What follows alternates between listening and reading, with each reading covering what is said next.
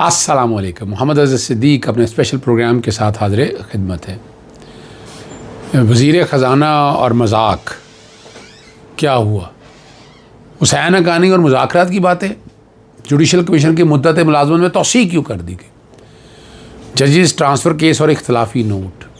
Programme के आखिरी हिस्से में आप आलिया हमज़ा साहबा की गुफ्तगू मेरे साथ सुनेंगे। हम इकट्ठे ही जब प्रेस ब्रीफिंग दी कि मुख्तलिफ़ कवानीन को हम चैलेंज करने जा रहे हैं, जो तरमीम करने जा रहे हैं उनको हम कोर्टों में चैलेंज करेंगे। आपको याद है मैं एसव्यूज़ में बताया था कि जनाब ये जो नज़रबंदियाँ जारी की जा रही हैं, नज़रबंदी के जो ऑर्डर्स जारी किए जा रहे हैं, इससे नुकसान कितना हो रहा है।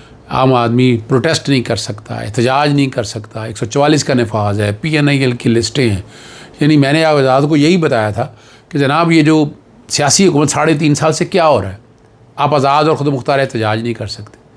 144 लगा देती है, फिर पर्चे हो जाते हैं, फिर PNIL की लिस्टों में डाल दिया जाता है। यानी क्या क्या कुछ नहीं किया जा रहा, क्या क्या जुल्म और ज़्यादती और जबर नहीं हो रहे। ये सारी बातों को सामने रखते हुए हमने एक एक चीज़ सामने रखी है, इसीलिए रखी है सामने कि हक़ाइक़ सामने आ सकें। और हमें मेरे आर्गूमेंट्स को अदालत ने माना, इसलिए तजावीज़ जो है तरमीम की, पहले तो जुडिशल ओवरसाइट इस हवाले से नज़रबंदी के ऑर्डर्स पे, अपील का राइट, और भारी भरकम जुर्माना होना चाहिए, करोड़ों रुपया जुर्माना होना चाहिए। नज़रबंदी के हज़ारों ऑर्डर ऐसे हैं।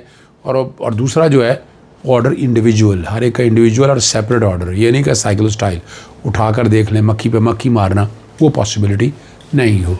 यानी ये राइट टू फंडामेंटल राइट है, ये बुनियादी हक़ है आपका। दूसरा जो है अपना नबील गबोल साहब ने जब उन्होंने वज़ीर ख़ाना जब बजट पेश किया तो उन्होंने साथ बैठने वज़ीर से कहा कैसा लगा मजाक, और वो कह रहे हैं कि मैंने ये बात अपनी कानों से सुनी, ये बजट बिल्कुल एक मजाक है। अच्छा, ये बिल्कुल मजाक ऐसा है कि इस कौम के साथ, पाकिस्तान के साथ, अवाम के साथ बजट तो रख दिया, लेकिन पुरानी रवश से बाज आना आसान नहीं। ये करप्शन से रुक जाएंगे। पीपल्स पार्टी ने कुछ बात नहीं की, वो वोट हुकूमत ही को देंगे, ये हकीकत बात है। इस पर एक लतीफ़ा भी सुने। लाहौर में साबिक़ वज़ीर आला पंजाब हमज़ा शरीफ के हल्के के लिए 2 अरब से ज़ायद की रकम के तरक्याती फ़ंड मंजूर। NA 118 में वाक़े इलाकों में सीवरेज स्कीम पर 2 अरब 3 करोड़ रुपए खर्च किए जाएंगे, जबकि नई स्ट्रीट लाइट के लिए तनसीब के लिए 3 करोड़ 87 लाख रुपए का तखमीना लगाया गया। ये आप समझ आएँ इस बात को। मैं और बातें आपके सामने क्या रखूँ। हुसैन हक़ानी का आपको पता है कि किस तरह से रोल प्ले करते रहे हैं, और उन्होंने कहा कि असूली तौर पर गैर मुल्की सरबराह ने मुमलिका से मुज़ाकरात फ़ौज की सरबराह का काम नहीं है। लेकिन पाकिस्तान की ज़मीनी हकीकत यही है कि हकीकी इख्तियार और ताकत फ़ौज के सरबराह के पास है, और दूसरे मुल्कों की हुकूमतें उन्हीं से बात करना पसंद करती हैं जिनके पास इख्तियार हो। और यही बात इमरान खान भी करता था कि मैं बात उनसे करूँगा जिनसे पास इख्तियार होगा, तब ये बात हज़म नहीं होती थी। और अब हुसैन हक़ानी जैसे लोग भी तस्लीम कर लेते हैं कि ताकत, हकीकी ताकत ताकतवरों के पास है। ये तो नॉर्मल सी बात है, और होना भी चाहिए, सीधी सी बात है। इसीलिए इमरान खान के साथ इस्टेब्लिशमेंट से बात करनी। अब इस्टेब्लिशमेंट रास्ता दे रही है, नहीं दे रही है, अभी तक तो इस्टेब्लिशमेंट कोई रास्ता नहीं देने का मूड है उनका। अब तो वैसे ही। और मैंने एक बात और कही है कि मेरी इतला के मुताबिक मोहसिन नकवी जो है स्ट्रॉन्ग कंटेंडर वज़ीर आज़म के हैं। शहबाज शरीफ को मैंने आपको कहा था कि चैप्टर क्लोज़ हो गया हुआ है, ये बजट देना, बजट के बाद ये फ़ारग है, इसकी कैपेसिटी इतनी की है, और उन्हें वज़ीर आज़म ऐसा बंदा चाहिए, बिल्कुल ऐसा को बंदा चाहिए जो हालात जिस तरह मोहसिन नकवी ने चलाया उस तरह चला सके। डोनाल्ड ट्रंप से जो मुलाकातें रहीं और वहाँ मोहसिन नकवी सामने रहे, ऑपरेशन रजीम चेंज का जो प्रोजेक्ट सारा है, और अगर देखा जाए मोहसिन नकवी के ताल्लुकात कहाँ कहाँ हैं वो हर एक को पता है, वो बताने की ज़रूरत नहीं है। वो हमने बिला वजह हमको गलत बात कर दें नहीं, हक़ाइक़ पे बात करनी चाहिए। रुकने असम्बली अली सरफराज, और आज भी मुलाकात ना हो सकी इमरान खान साहब से। आइन और कानून की धज्जियाँ पखेरी जा रही। पहले नाखों पर रोका गया, फिर जाने का कह दिया गया। एक SHO का कानून आईने पाकिस्तान से बालातर है। बातें बड़ी हो रही हैं कि जनाब मुलाकातें कराएंगे, मुलाकातें होंगी। कहाँ हुई मुलाकातें? तौहीन अदालत की दरखास्तें भी दायर की जाती हैं, कुछ नहीं हो पाता, कुछ भी नहीं हो पाता। तौहीन अदालत की दरखास्तों में कुछ नहीं, कोई रिज़ल्ट नहीं निकला आपके पास, आप कुछ नहीं कर सके।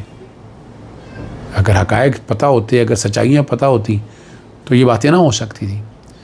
जुडिशल कमीशन सुप्रीम कोर्ट के आइनी बेंच की मुद्दत में 30 नवंबर तक तौसीह कर दी।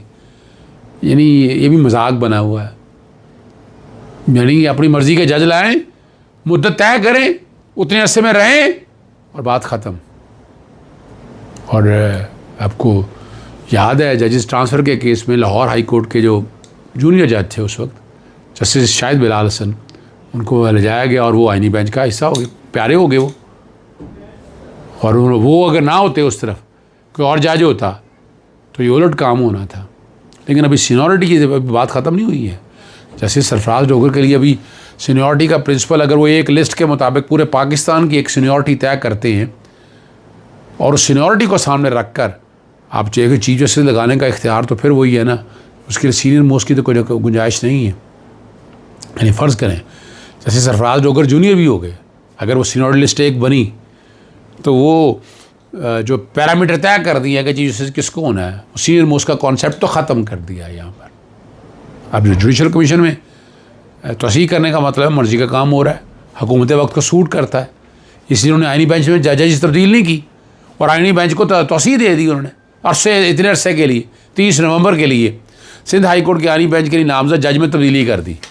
जस्टिस आगा फैसल की जगह जस्टिस अदनान इकबाल और जस्टिस सना अकरम की जगह जस्टिस जाफ़र सिंध आइनी बेंच में शामिल हो गए।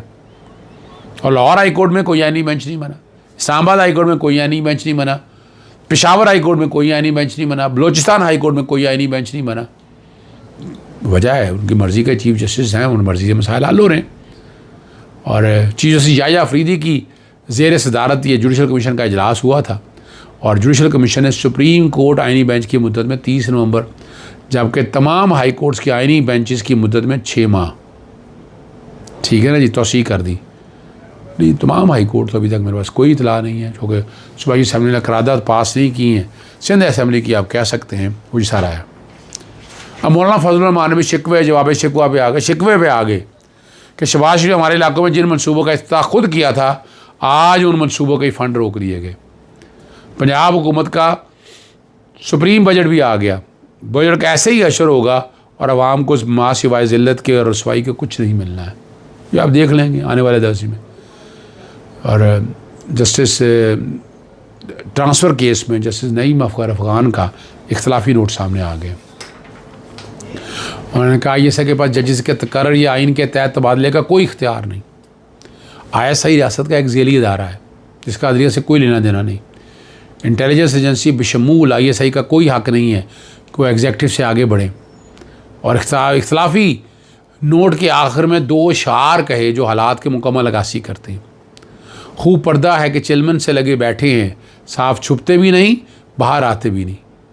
दूसरा शेर कुछ यूँ है, दामन पे छीन ना खंजर पे कोई दाग, तुम कत्ल करो हो या करामात करो हो। ये और ये इख्तलाफी नोट सिर्फ जस्टिस नईम अफ़गान की जानिब से नहीं बल्कि जस्टिस शकील साहब का भी है जी। आप समझ रहे हैं कि नहीं? और आपको बड़ी वाज़ेह तौर पर आप समझ आ जाना चाहिए कि आज क्या हालात और वाक़यात है। और साकिब बशीर ने भी एक अच्छी कहा है, 6 जजेस खुद नोटिस केस में सुप्रीम कोर्ट ने तमाम हाई कोर्ट से मुबैना मुदाखलत के हवाले से रिपोर्टें मांगी थी। और बलोचिस्तान हाई कोर्ट के चीफ जस्टिस काकड़ थे जो आजकल सुप्रीम कोर्ट में हैं, और बलोचिस्तान हाई कोर्ट ने एक शेर लिख कर सुप्रीम कोर्ट को भेजा था, हम आ भी करते हैं तो हो जाते हैं बदनाम, वो कत्ल भी करते हैं तो चर्चा नहीं होता। ये उस वक्त बताया गया था, रिकॉर्ड में रखा गया था। और अब तो बात सीधी सी बात है, कुछ भी नहीं है, आप कहीं में नहीं है, ना 3 में ना 13 में।